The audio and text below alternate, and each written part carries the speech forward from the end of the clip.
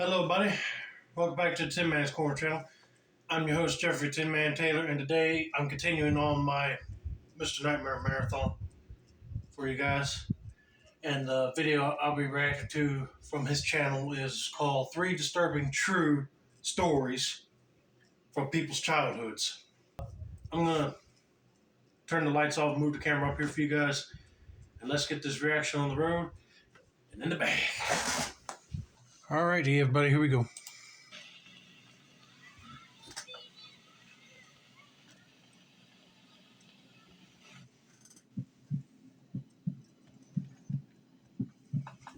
This happened when I was a young child, maybe like 8 years old. Okay. My parents had me late. My two older siblings are both at least 10 years older than me. I was woken up in the middle of the night to a commotion from downstairs one night. It was my parents. I cracked my door open and heard my parents freaking out about something. I wasn't sure what it was. I went to the stairway and stood at the top, calling down, "Mom, Dad?" My mom came to the bottom of the stairs and said to me, "Go back to bed." I listened without asking any questions. I could tell they were stressed about something, though. I was trying to go back to sleep when I heard the front door downstairs slam shut, and then it was dead silence. I presumed they left the house, but I wasn't sure why. Either way, I listened to my mom and went back to sleep. I woke up again to sounds downstairs once more. It was the sound of the front door closing, and then footsteps, but no talking. Naturally, I assumed they were back home and just being quiet so that they wouldn't wake me up. I heard occasional steps and thuds from downstairs. I heard drawers and cabinets being opened and closed, and I thought for sure I heard the fridge opening too. It's probably not your parents, it's probably robbers. But I would like to know what they're going back and forth about too. But let's see how the story ends. I thought it was my older brother Chris, who was 10 years older than me. And at the time, he was already driving, so he was going out and coming home late. So him getting home at like 2 a.m. and rummaging the fridge wasn't abnormal at all. These are all things I was telling myself, logical explanations as to what I was hearing. Well, hey, those sound logical to me. Eventually, I heard footsteps coming up the stairs, getting louder and closer until they reached the top and then made their way first thing to my door. My door quietly and slowly opened. I didn't sit up or move. I just had my eyes open, facing the door as I was still laying down. There weren't any lights on outside of my room. Whoever was walking around was doing so in the dark, so all I saw was this black mass in my doorway, resembling the shape of someone's head.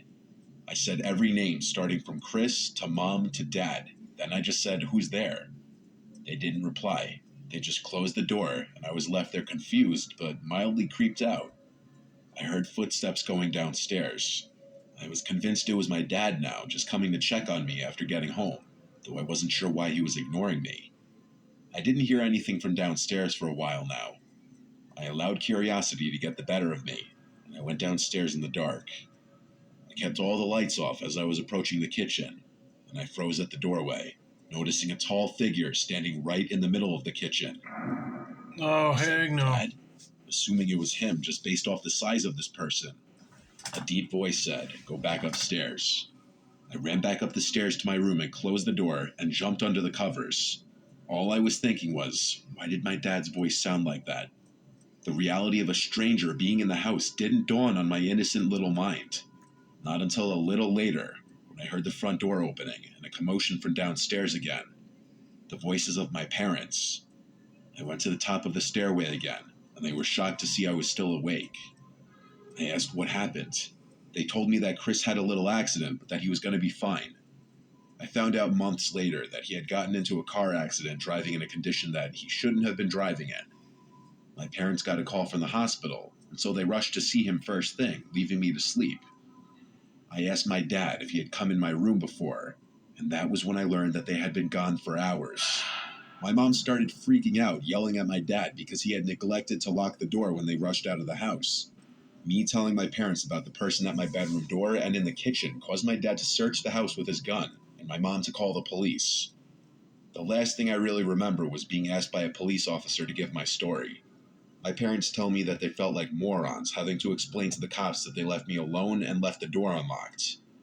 I don't think anything of value was stolen, even though whoever broke into the house clearly didn't have intentions of harming me.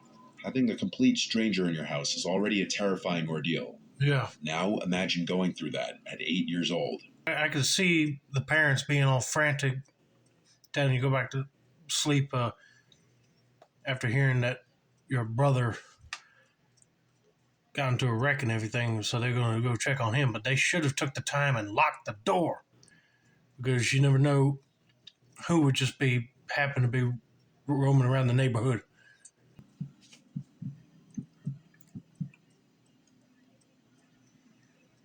It was around 2013 to 2014.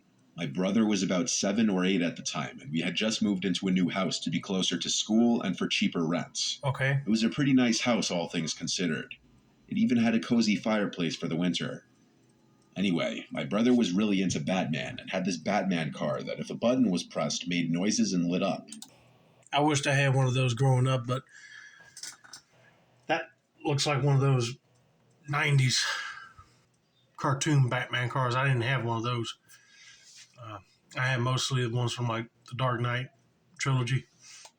It was basically his favorite toy, so he played with it often. Then one afternoon, he came inside from playing out back and told us he found something. So obviously my mom and I asked what it was. It was a picture of a young boy in the form of one of those tags you get if your parents paid extra for school photos. The picture was dirty and full of wear and tear, even to the point you couldn't see the year it was taken. We thought that, okay, some parent lost their kid's picture, no big deal. And then my brother said something that confused me. "That's Buddy," he said.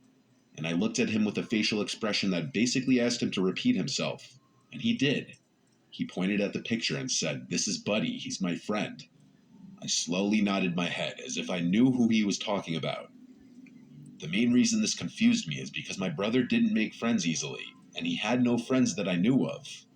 And this Buddy only came up once we had moved.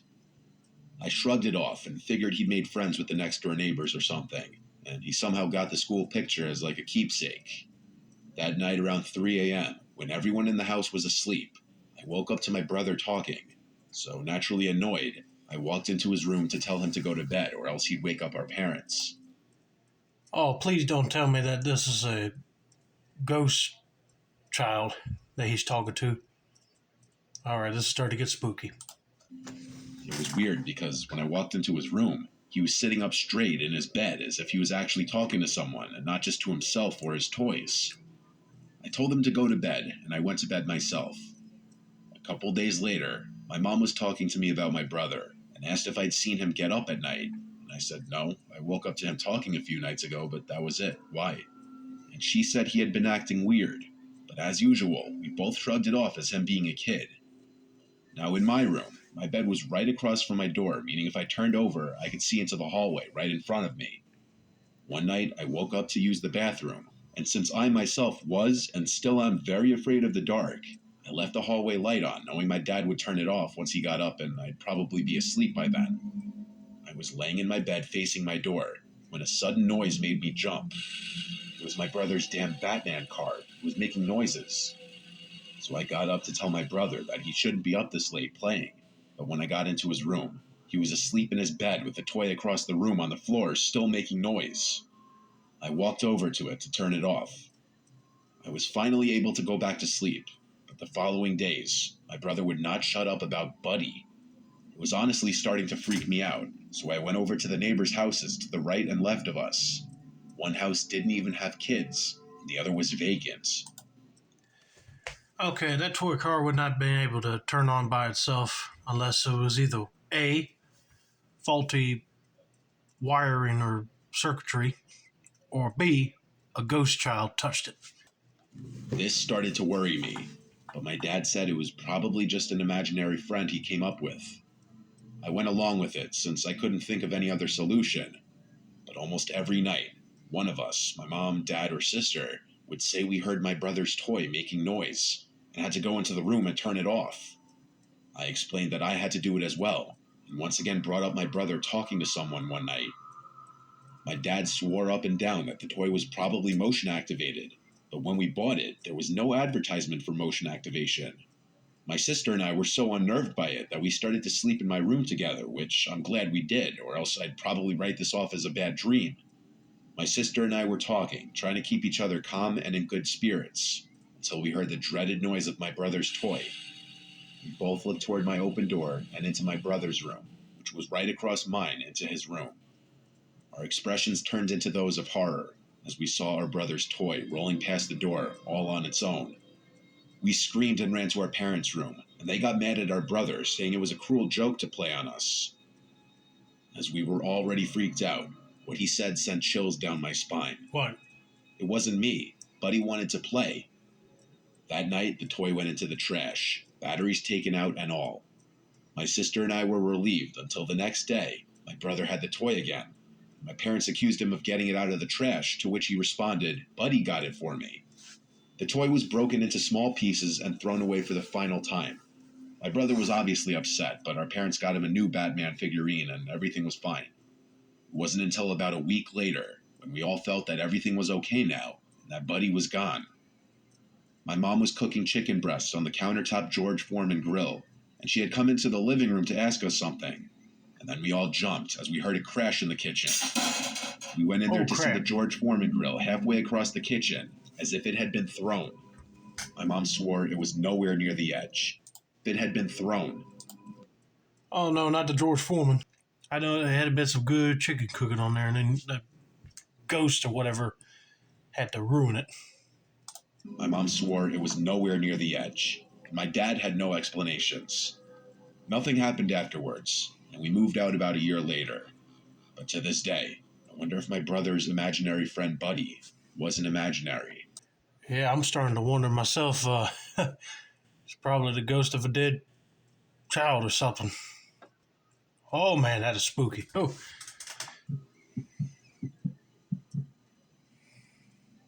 When I was just 10, we moved to a new house in a different town. I was entering a new elementary school as a 5th grader, which is always tough. Starting out, it was a bit awkward, as all the kids already knew each other, as I was just some random kid entering the scene. In my elementary school, you were made to sit with the kids from your class during lunch, and I remember it being really awkward the first few days at school. Kids are extremely judgmental around that age, and I was judged as the new kid, so it made making new friends more difficult. But those initial days of being the new kid on the block, I actually met a few of the kids on the block. One of the kids was Dan, who went to a private school, so we went to different schools. We met while I was biking down the street, and he asked if I had just moved into the house on the corner. We started hanging out from there. Then, a few days later, I met Alex. Alex actually rang the bell one day and asked my parents for me. I was confused when my parents called me to the door and introduced me to him. He said he lived down the block and wanted to know if I liked video games. Of course, I said yes, and he invited me over to his house to play Grand Theft Auto San Andreas. I didn't have that game, but I really wanted it, so I said yes. I remember them days when me and my cousin would be playing video games, and he would have one of the Grand Theft Auto games, and boy, that world in Grand Theft Auto is really detailed. Almost looks like real life, but it's all computer generated, you know? So far, nothing horrifying about that. That a boy is just inviting him to come hang out. We walked to his house, which was literally the corner house at the opposite end of the block. Right away, I felt like the house looked less nice than every other house on the block. It was the same size as most, but it just looked run down and not taken care of. There was no grass. The front yard was just 2 big patches of dirt with a walkway cutting through them to the front door. We entered the house, and it was equally disheveled inside. It was like a house of hoarders. Boxes and junk everywhere in every room. He led us to the basement, which smelled like 15 cats lived down there. Oh, God. Weirdly enough, there didn't seem to be any pets. The basement was a pigsty. It may have been the messiest room in the house. We sat on this brown leather couch placed right in front of the TV. He had a GameCube and PS2. He booted up San Andreas, and we played the 2-player mode, and it was actually fun, and in that moment, I thought I was going to like Alex and would want to be friends with him. Eventually, I wanted to go home, and so I said I gotta go. and he seemed really disappointed, like he wanted to keep hanging out. We'd already been playing for like 2 hours, though, so I just wanted to go home. He followed me halfway home until I said see you later, basically saying in a friendly way, all right, go away now. That was the first warning sign that Alex was a wacko, but I didn't find it concerning just yet. The next day, Alex rang the doorbell again and asked my parents if I could come play. This time we played GameCube in my room for about an hour. Not to sound mean or judgmental, but I was starting to not really like him just because I felt like he was weird and he made me uncomfortable with how physically close he got to me. The next day after school, he rang the bell again. I wasn't really in the mood and told my mom to tell him I don't feel good, so he left. I would rather hang out with Dan, honestly, because I just liked him more. That same day, I rode my bike up to Dan's house to see if he could hang out. He was down, so we started riding our bikes further up the block. And this was a mistake, because as we passed Alex's house, he came outside onto his front stoop, as if he were waiting by the window. It was weird, but it was also awkward, because I just had my mom tell him that I was sick before. Oh, crap. As we passed, I told Dan that I hung out with that kid, and that I felt like he was slightly weird. Dan was shocked that I hung out with him, saying that whole family is crazy. I found out from Dan that Alex was actually a couple years older than me. He was 12. From this point, I decided to steer clear of him. The next weekend, Alex came to our door again asking for me. Yeah, he's going to see you riding with your other friend and be like, he told me he was sick. This is not going to end well right here. This kid does sound like a wacko. I told my mom before this already to tell him I'm not home if he came back, so she did that. But late that night, I woke up to my window completely open and a cool breeze blowing into the room. It was a chilly September night, so I most definitely left the window closed originally. Waking up to an unexpected breeze made me question who could have done that. Then I felt something poke my foot and I screamed. I looked at the foot of my bed and saw Alex. He told me to be quiet, it's just him. Before I could even ask what he was doing in my room, he explained that his parents were fighting and he wanted to sleep with me. He climbed through my window. I was in shock. I told him to get out. He pleaded with me to let him sleep in bed with me. Again, I told him to get out.